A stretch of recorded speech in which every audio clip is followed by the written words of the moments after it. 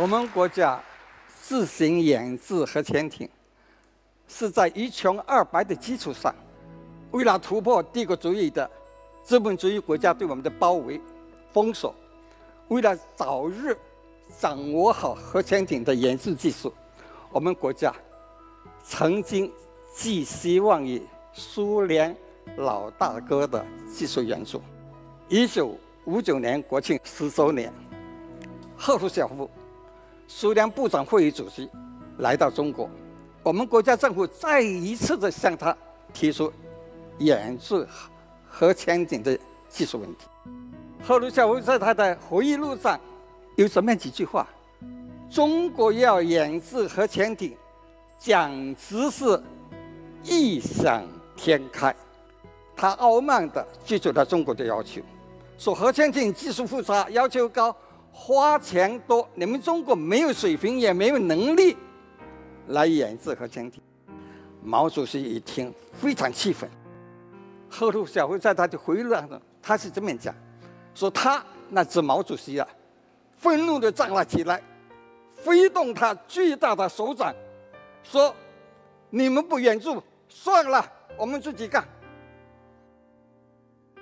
我们寄希望于苏联老大哥研制的梦想完全破灭。这年10月底，毛主席在同周总理聂荣臻、罗瑞卿等研究发展尖端武器的时候，毛主席就发出了誓言，说核潜艇1万年也要搞出来。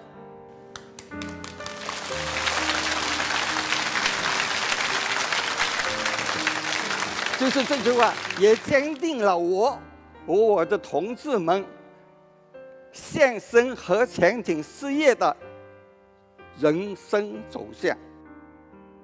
我原来的从小的志愿是学医，想当一名好医生，继承我的父母的医业，治病济人。我小学毕业的时候，正好7七事件爆发了，沿海城市的学校大都被迫停办了。为了求得一个比较能够安下心来读书的地方，我和我的同学们不顾交通的困难，徒步的走了4天的山路，小赌起了学炮。哪知道日本鬼子轰炸更是频繁，每一次警报一响，我和我的同学都的被逃难的人潮挟裸着往城外的山洞里面跑。这一天如果是警报不解除，那么这一天就得整整的在山洞里面挨饿一天。一股非常屈辱怒火在我身上燃烧起来。我想，为什么日本鬼子敢这么猖狂，想登陆就登陆，想轰炸就轰炸？为什么我们中国老百姓不能生活在自己的土地上，而却要四处逃难，妻离子散？为什么我们中国这么大的土地，我却连找一块可以安下心来读书的地方都没有？什么道理？这是因为中国太弱了，弱国就要受人家的欺凌，受人家的宰割。怎么办？我不学医了，我要学航空，学造船。将来我要制造飞机，保卫我们国家的蓝天，或者我要制造军舰，抵御外国从海上进来的侵略。我是生长在海边，对海有更深刻的情结。同时，为了抵御帝国主义的海上侵略，权衡之下，我进了上海交大造船系。